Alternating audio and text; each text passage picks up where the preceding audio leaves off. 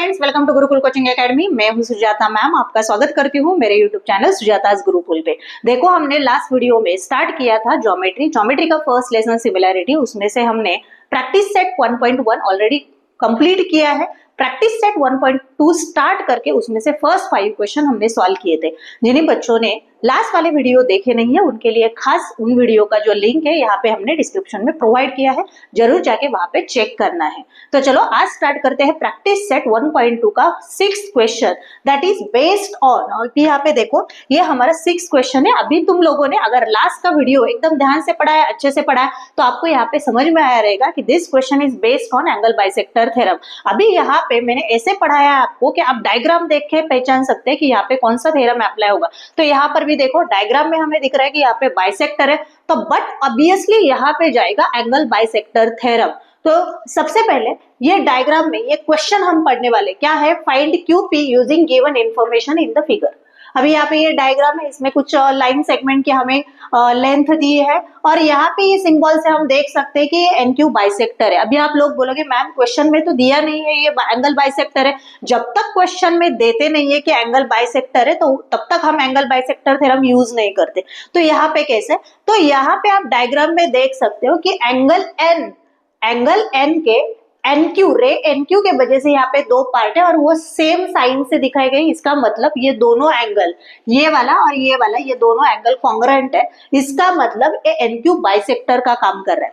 तो अभी यहाँ पे स्टार्ट कैसे करेंगे बच्चों, इन ट्रायंगल MNP, यहाँ पे in triangle MNP segment NQ is bisector of angle N। तो यहाँ पे इसके आगे फ्रॉम फिगर ऐसे करके लिखो, क्योंकि जो भी इंफॉर्मेशन यहाँ पे हमें दी है वो फिगर में। तो from figure in triangle MNP segment NQ is bisector of angle N। Therefore by angle bisector theorem बताओ मुझे, अभी आप लोग बताओ कि एंगल बाइसेक्टर थ्योरम यहाँ पे हम कैसे लिख सकते हैं।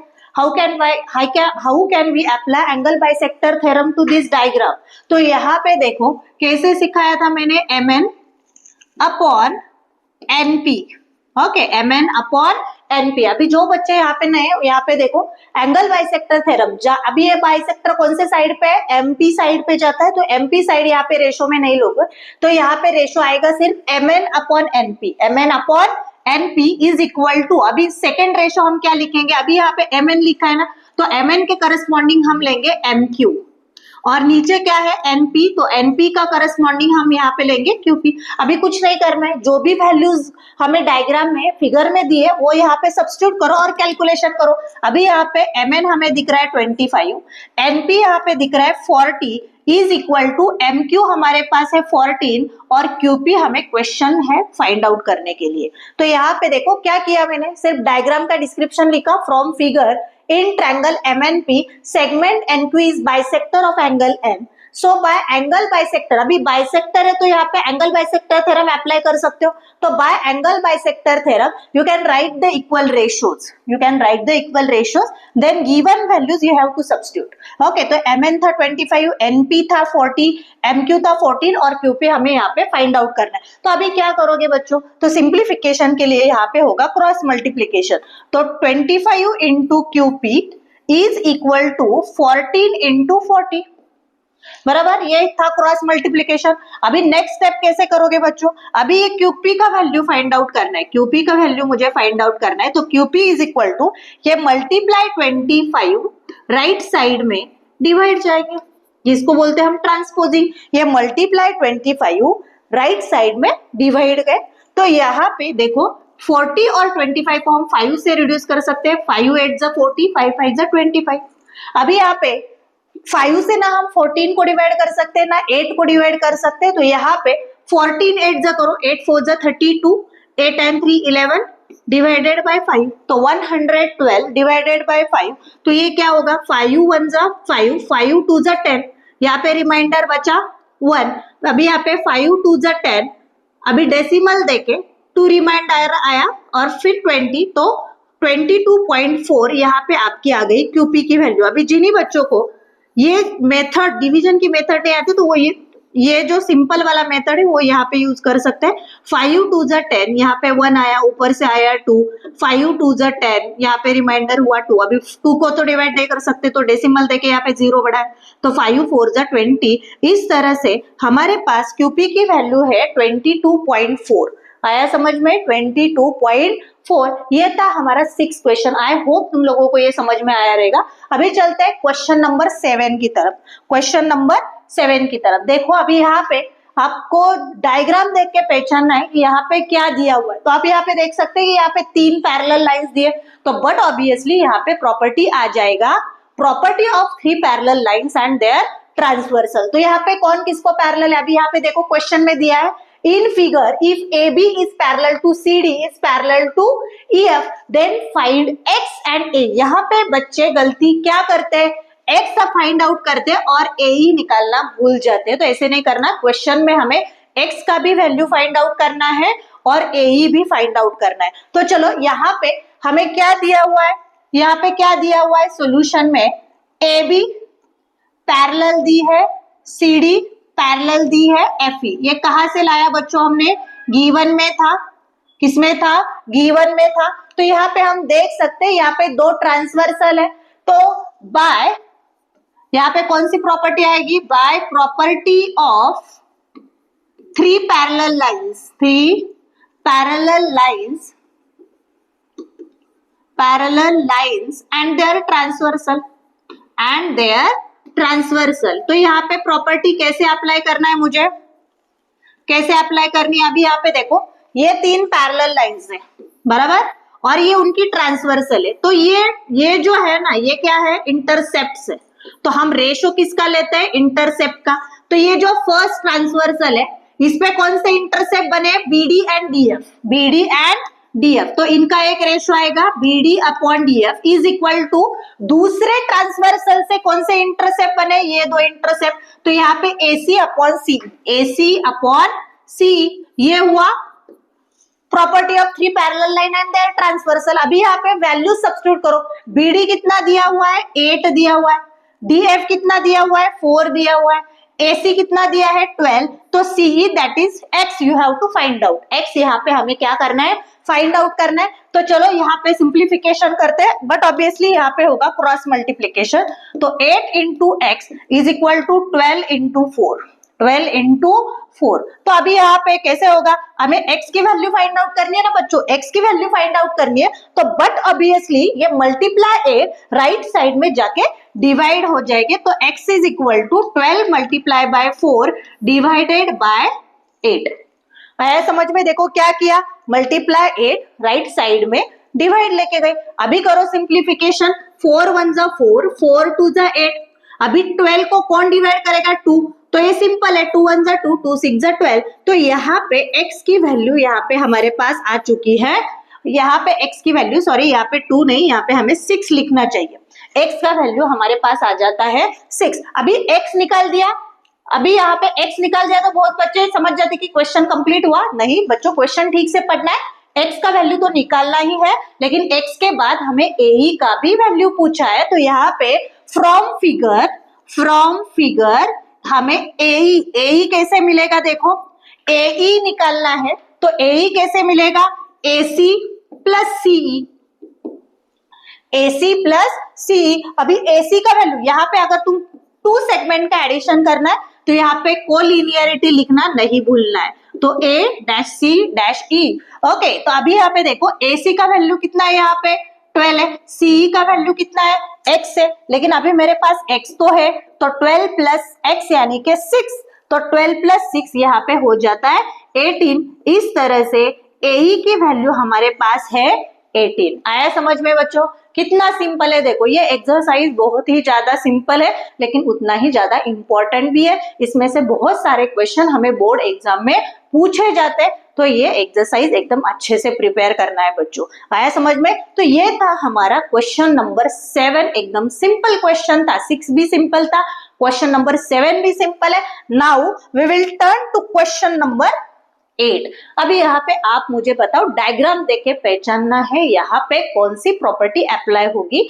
तो बट ऑब्वियसली यहाँ पे डायग्राम में देखो, यहाँ पे एंगल बाइसेक्टर ड्रॉ किया है, तो बट ऑब्वियसली यहाँ पे जाएगी एंगल बाइसेक्टर प्रॉपर्टी। तो यहाँ पे देखो क्वेश्चन पढ़ते हैं पहले, इन ट्रायंगल एलिमेंट रे एम्प्टी बाइसेक्ट एंगल एलिमेंट। अरे भाई ये तो अच्छी बात है, ऑलरेडी हमें बाइसेक्टर देके रखा है, तो इसका मतलब मुझे प्रूव करने की जरूरत नहीं है, डायग्राम ऑब्जर्व करने की जरूरत नहीं, डायरेक्ट क्वेश्चन में ही दिया है कि ये जो है ये बाइसेक्टर है। अभी आगे कुछ वैल्यूज दिए, एलएम दिया है 6, एमएन दिया है 10, टीएन दिया है मुझे 8 और मुझे एलटी फाइंड आउट करना है। बहुत ही आसान, सारा स्ट्रेट वे सब कुछ दिया हुआ है।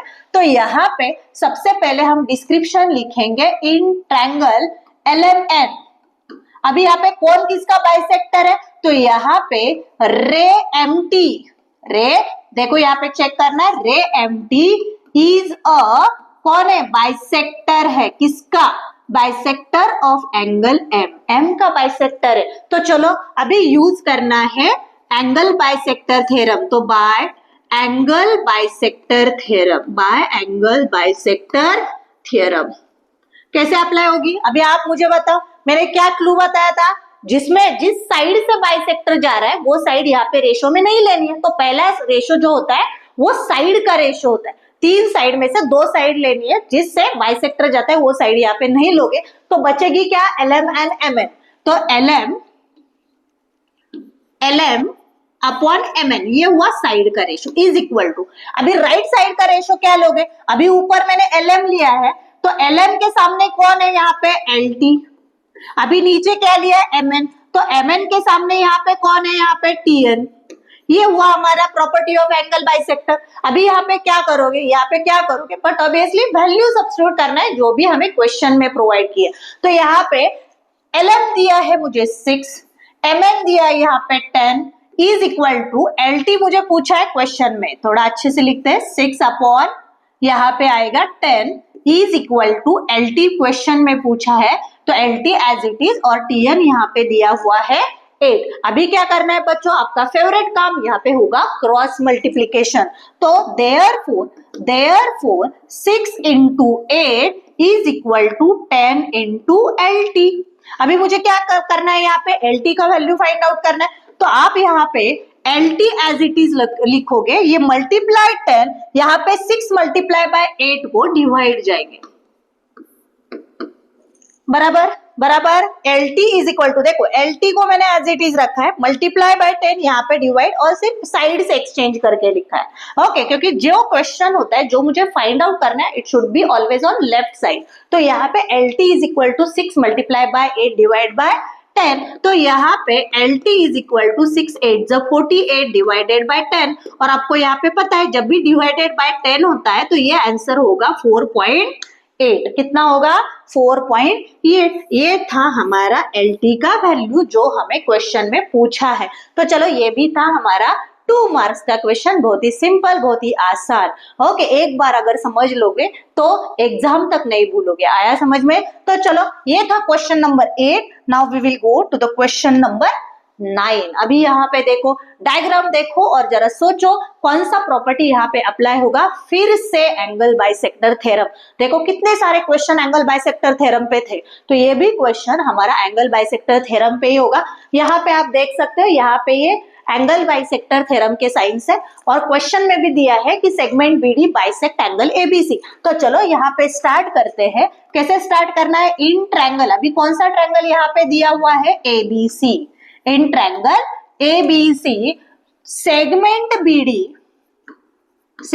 बीडी बाइसेक्ट कर रही है, bisect angle ABC.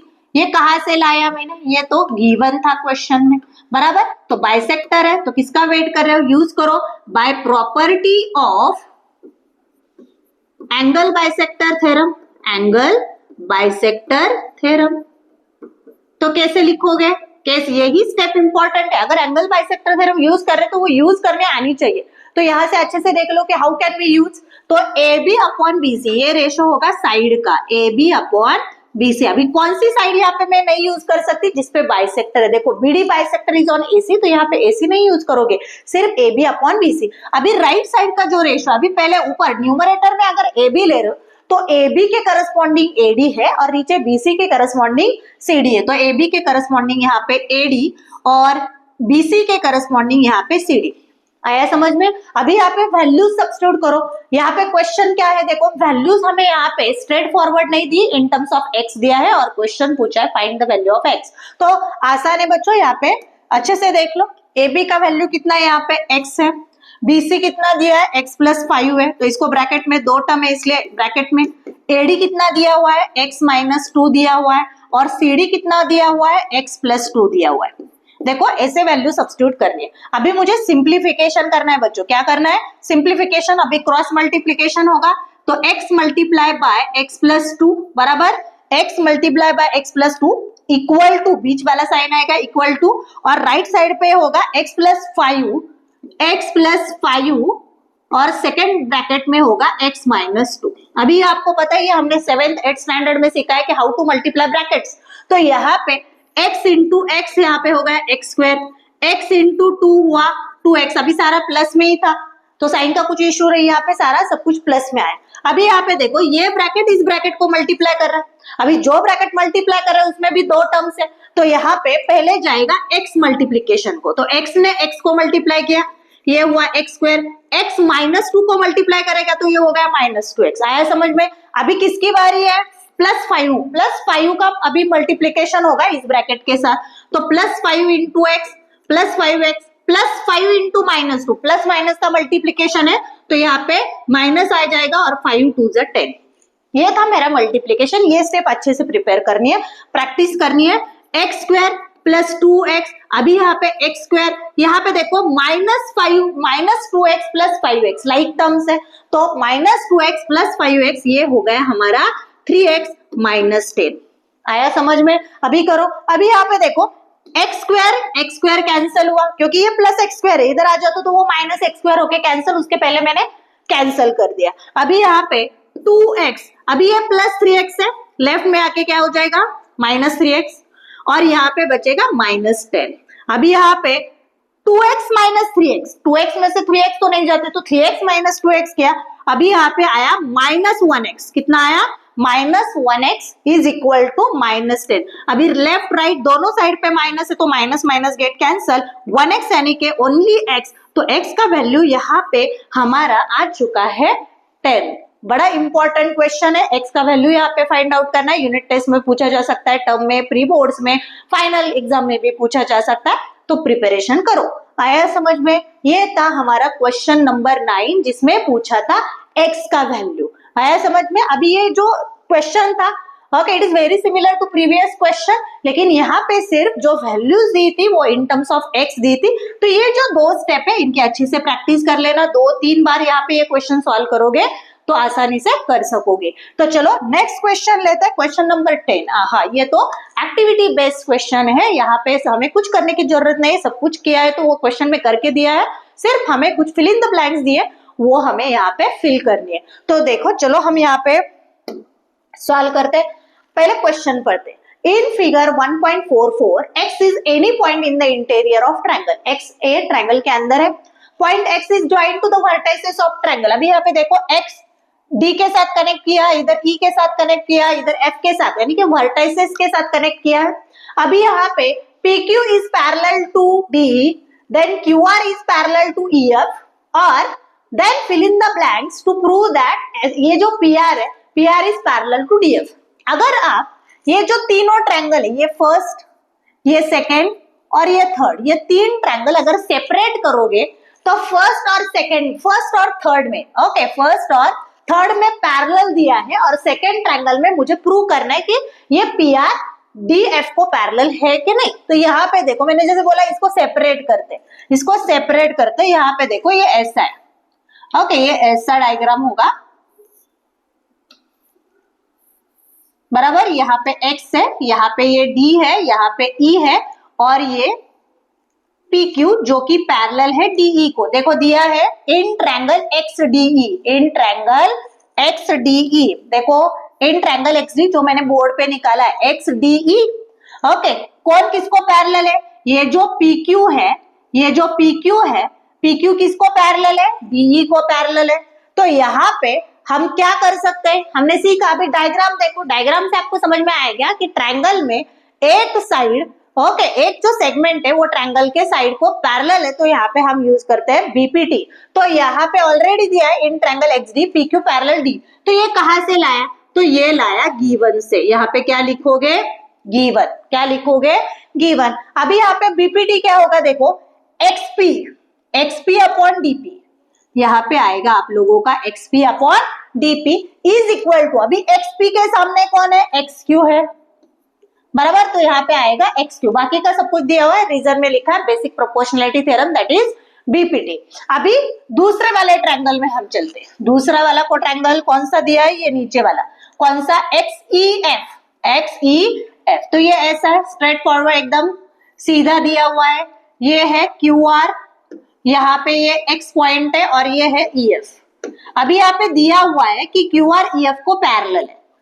XEF in triangle XEF QR is parallel to EF। ये भी कहां से लाया है बच्चों? गिवन में से। तो यहाँ पे रीजन मेंशन करो, गिवन। अभी यहाँ पे XEF में आप लोगों को बीपीटी लिखना है, तो यहाँ पे बीपीटी क्या आएगी? यहाँ पे बीपीटी क्या आ जाएगी बच्चों? यहाँ पे XQ, देखो XQ अपॉन QE, डायग्राम में देखो, यहाँ पे बाजू में मैंने डायग्राम निकाल दी है। XQ upon QE is equal to XR upon RF। XR upon RF, ये रहा आपका स्टेटमेंट नंबर 2। और ये मैंने यहाँ पे क्या यूज किया है? Basic proportionality theorem, basic proportionality theorem, बराबर।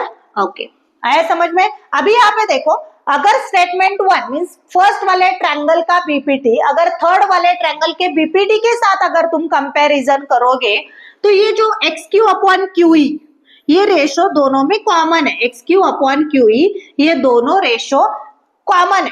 तो अभी यहाँ पे क्या होगा? फ्रॉम 1 and 2 हम क्या लिखते हैं? XP upon DP is equal to XR upon RF। ये इस क्वेश्चन की स्टेप है। अगर सब कुछ समझ में आया तो ये स्टेप में प्रॉब्लम आ सकता है। ये स्टेप कैसे आई? देखो बच्चों, यहाँ पे अगर तुम लोग ऐसे लिखते हो A is equal to B और अगर B is equal to C, अगर ये दोनों स्टेटमेंट आप लोग कंपैरिजन करोगे कि A की वैल्यू B के बराबर है लेकिन B की वैल्यू C के बराबर है, तो A और C भी तो इक्वल हो सकते हैं। तो ये सेम लॉजिक यहाँ पे लगा है। This ratio is equal to this ratio and this ratio is equal to this third ratio. तो यहाँ पे हम क्या बोल सकते हैं कि XQ अपॉन QE ये फर्स्ट रेशो के साथ इक्वल है और यही XQ अपॉन QE ये थर्ड रेशो के साथ इक्वल है। तो फर्स्ट और थर्ड भी क्या हो गए? इक्वल। तो यहाँ पे मैंने वही लिखा है, XP upon DP is equal to XR upon RF from 1 and 2। तो अभी डायग्राम जरा अच्छे से ऑब्जर्व करो। ये जो हमारे पास स्टेटमेंट आया है XP यानी कि ये वाला, XP यानी कि ये वाला, XP ये वाला अपॉन DP ये वाला is equal to XR upon RF, XR upon RF। अरे ये तो बीपीटी है, लेकिन किस ट्रायंगल के लिए? XDF के लिए। किसके लिए? XDF के लिए। तो ये बीपीटी यहाँ पे आ रही है, इसका मतलब ये PR इसको DF को पैरेलल है। अगर पैरेलल नहीं होता तो यहाँ पे हमें बीपीटी नहीं मिलती। तो इसलिए मैं यहाँ पे कह सकती हूँ कि ये PR is parallel to DF। तो देखो यहाँ पे लिखा है segment PR is parallel to segment DF। क्या है ये? DE। ओके, यहाँ पे प्रिंटिंग मिस्टेक है बच्चों, यहाँ पे देख लेना, यहाँ पे हमें DE नहीं लेना है, यहाँ पे आएगा DF। यहाँ पे क्या आएगा? DF। तो ये होगा converse of basic proportionality theorem. यहाँ पे हमने देखो, हमने क्या किया? पहले रेशो इक्वल दिखाया, उसके बाद पैरेलल दिखाया। ऐसा अगर सिनेरियो होता है तो वहां पे हम यूज करते हैं converse of basic proportionality theorem. I hope ये क्वेश्चन आपको समझ में आया रहेगा। अभी देखो, ये question number lesson number 1 similarity का ये जो क्वेश्चन है ये एक्टिविटी बेस्ड का क्वेश्चन है और जब यूनिट टेस्ट होता है तो ये क्वेश्चन हमेशा आपके क्वेश्चन पेपर में रहता है, क्योंकि यही एक एक्टिविटी है जो 2 to 3 मार्क्स के लिए एग्जाम में पूछी जा सकती है। आया समझ में? और टीचर्स लोगों के लिए कंपलसरी है क्वेश्चन नंबर 2 में एक्टिविटी देना। तो यही एक क्वेश्चन है टेक्स्ट बुक में कि वो एक्टिविटी बेस पे। आया समझ में? तो चलो निकलते हैं क्वेश्चन नंबर 11 की तरफ। क्वेश्चन नंबर 11 पे क्या है, अभी यहाँ पे देखो, in triangle ABC ray BD bisect angle ABC and ray CE bisect angle ACB. If segment AB is congruent with AC, then prove that ED is parallel to BC। अभी diagram में देखते हैं, लेकिन डायग्राम कहाँ पे, diagram तो नहीं दी, तो यहाँ पे डायग्राम मुझे निकालनी पड़ेगी। तो आपको डायग्राम निकालने, तो आप कैसे निकालोगे? यहाँ पे हमें पूछा है कि एबीसी में ट्रायंगल एबीसी निकालना है, उसमें बीडी लेना है जो बाइसेक्ट कर रहा है एबीसी को, और सीई निकालना है जो एसीबी को बाइसेक्ट कर रहा है, एंड देन एबी ऐसे निकालोगे जो एसी के साथ कॉन्ग्रुएंट होगी। एबी एसी निकालनी है जो एसी को कॉन्ग्रुएंट होगी, and then prove that ED is parallel to BC. देखो बच्चों, यहाँ पे दिख रहा है हमें वो स्टार्ट क्वेश्चन है, इसका मतलब ये इंपॉर्टेंट क्वेश्चन है, एग्जाम में 3 से 4 मार्क के लिए ये आपको आ सकता है। तो चलो स्टार्ट करते हैं। यहाँ पे डायग्राम निकालना है पहले, तो डायग्राम निकालने के लिए यहाँ पे निकालते हैं डायग्राम। सपोज ये हमारा ट्रायंगल एबीसी है, बराबर। इसको पहले हम, ये ए, ये बी और ये सी, बराबर। अभी क्या बोला है, बीडी बाइसेक्ट कर रहा है एबीसी। अभी ये एंगल एबीसी है, इसको हम बाइसेक्ट करेंगे बीडी से। तो चलो यहाँ पे एक रे निकालते हैं बीडी, ठीक है, ये रहा बीडी। उसके बाद सीई बाइसेक्ट एसीबी। अभी एसीबी है, इसको भी बाइसेक्ट कर रहा है रे सीई। तो यहाँ पर भी हमें एक एंगल निकालना पड़ेगा, बाइसेक्टर निकालना पड़ेगा, जिसका नाम हम लेंगे सीई। तो यहाँ पे ये था बी को, एंगल बी को बाइसेक्ट करने वाला था बीडी, सी को बाइसेक्ट करने वाला था सीई। तो यहाँ पे हमें क्या प्रूव करना है, ED is parallel to BC. क्या प्रूव करना है बच्चों, ED is parallel to BC. तो चलो यहाँ पे ईडी को हम कनेक्ट करते थे, यहाँ पे ईडी को हमें कनेक्ट करना पड़ेगा, क्योंकि वो क्वेश्चन में मेंशन किया है कि ईडी बीसी को पैरेलल है, ये दिखाना है। तो चलो स्टार्ट करते हैं यहाँ पे ये क्वेश्चन स्टार्ट करते हैं। अभी यहाँ पे क्वेश्चन में अगर हमें बाइसेक्टर करके यहाँ पे मेंशन किया है, तो बट ऑब्वियसली यहाँ पे बाइसेक्टर आएगा। पैरेलल प्रूव करना है तो यहाँ पे बीपीटी भी आएगा। तो सबसे पहले गिवन इंफॉर्मेशन क्या है कि बीडी एबीसी को बाइसेक्ट कर रहा है। तो चलो यहाँ पे स्टार्ट करते हैं, अच्छे से ध्यान देना है बच्चों, इंपॉर्टेंट क्वेश्चन। इन ट्रायंगल एबीसी लिखो यहाँ पे, रे बीडी बाइसेक्ट्स एंगल बी। ये क्या था, गिवन में था। Okay, therefore by angle bisector theorem, by angle bisector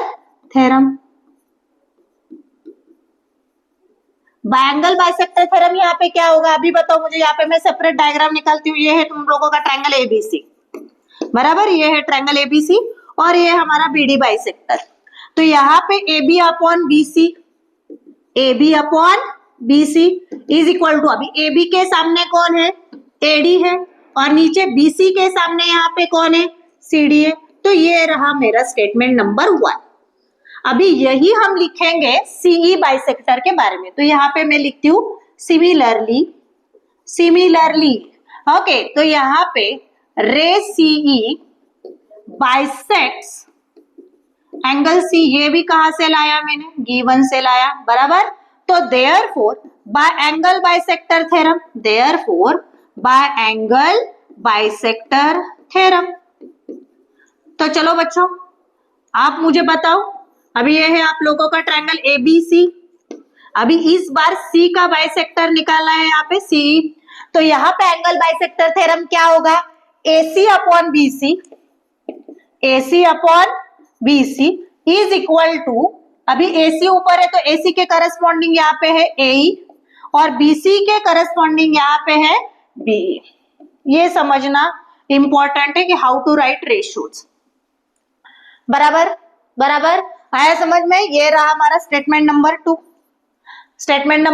2। अभी यहाँ पे देखो, यहाँ पे अभी ये डायग्राम जो है हम थोड़ा उसको छोटा बना देते हैं। चलो छोटा हो जाओ, यहाँ पे हमें जगह चाहिए। ओके, ये हमारा डायग्राम, यहाँ पे ये जो पॉइंट था ये था एंगल बी। ओके, अभी यहाँ पे देखो स्टेटमेंट 1, बी के लिए एंगल बाइसेक्टर थ्योरम यूज की, एंगल सी के लिए मैंने एंगल बाइसेक्टर थ्योरम यूज की। अभी मुझे क्या करना है, अभी की स्टेप्स यहाँ पे देखो, की स्टेप्स जो हमें याद रखनी है एग्जाम के टाइम पे। AB is equal to AC, AB is equal to AC, देखो दिया है ना क्वेश्चन में, segment AB is congruent with segment AC, तो यहाँ पे लिखोगे गिवन, यहाँ पे लिखोगे गिवन, ये की स्टेप है। यहाँ पे बच्चे भूल जाते हैं कि अभी बाइसेक्टर तो लिख लिया, अभी आगे क्या करना है, तो आगे तुम करोगे AB is equal to AC given, ये की स्टेप है, यहाँ पे आ जाओगे तो ये स्टेप लिखना इंपॉर्टेंट है। अभी स्टेटमेंट नंबर 2, यहाँ पे क्या था हमारा, AD क्या था, AE upon BE, AE upon BE था। ओके चलो अभी यहाँ तक हम आ गए। अभी क्या करना है, ये जो AB is equal to AC, अभी स्टेटमेंट नंबर 2 की स्टेप, इस क्वेश्चन का key step AB is equal to AC है, तो ये जो मेरा स्टेटमेंट नंबर 2 था उसमें से AC निकालो और वहां पे AB डालो। therefore statement 2 becomes, देखो मैंने क्या लिख दिया, स्टेटमेंट 2 जो था वो चेंज करके हम लिख सकते हैं AB upon BC is equal to AE upon BE। ये है हमारी की स्टेप, ये रहा मेरा इक्वेशन नंबर, स्टेटमेंट नंबर 3। क्या किया बच्चों, ये AC निकाला, AB डाला, क्यों, क्योंकि AC और AB सेम ही है, अलग नहीं है, जो हमें क्वेश्चन में प्रोवाइड किया। अभी करो इक्वेशन, स्टेटमेंट, देखो ज्योमेट्री में स्टेटमेंट बोलते हैं, अलजेब्रा में इक्वेशंस बोलते हैं। अभी यहाँ पे ये स्टेटमेंट क्या हुआ, ये स्टेटमेंट, ये इक्वेशन नहीं है। अभी स्टेटमेंट 1 और स्टेटमेंट 3 को कंपेयर करो, AB upon BC is equal to AD upon CD, और यही AB upon BC is equal to AE upon B। तो 1 और 2 को, 1 और 3 को अगर मैं कंपेयर करती हूँ तो यहाँ पे हम लिखेंगे फ्रॉम 1 एंड 3, फ्रॉम 1 एंड 3, ये भी AB अपॉन BC की वैल्यू है, ये भी AB अपॉन BC की वैल्यू है, तो ये दो राइट साइड में जो रेशियो है AD upon CD is equal to AE upon BE, बराबर बराबर। ये जो यहाँ पे लिखा है ये इंपॉर्टेंट है, यहाँ पे तो सब बच्चे लिखते हैं, सब बच्चे लिखते हैं कि ये बाइसेक्टर एंगल बाइसेक्टर थ्योरम, लेकिन इससे आगे भूल जाते हैं कि क्या करना है। तो ये जो स्टेप्स है वो अच्छे से प्रिपेयर करना है, देख एग्जाम को जाने से पहले ये अच्छे से देख लेना है कि यहाँ पे हम क्या करते हैं, आया समझ में। अभी यहाँ पे डायग्राम एकदम अच्छे से देखो, यहाँ पे क्या बोला है, AD upon DC is equal to AE upon EB, अरे ये तो BPT है, ये तो BPT। यहाँ पे देखो ये डायग्राम में फिर से निकालती हूँ, सिर्फ अभी बाइसेक्टर नहीं निकालूंगी। अभी ये है हमारा ED, ये हमारा ABC, ये डायग्राम यहाँ पे मैंने निकाली सिर्फ विदाउट बाइसेक्टर, बराबर। अभी यहाँ पे देखो AD अपॉन CD यानी कि ये वाले दो रेशो, उसके बाद AE अपॉन B यानी कि ये, इसको हम क्या बोलते हैं, BPT बोलते हैं। यहाँ पे BPT यहाँ पे अप्लाई हो रही, इसका मतलब यहाँ पे पैरेलल होगा, क्योंकि जब तक पैरेलल नहीं होता तब तक BPT के रेशो इक्वल नहीं होते। तो यहाँ पे BPT के रेशो इक्वल है, तो इसका मतलब that is by converse of BPT, that is by converse of BPT, that is converse of BPT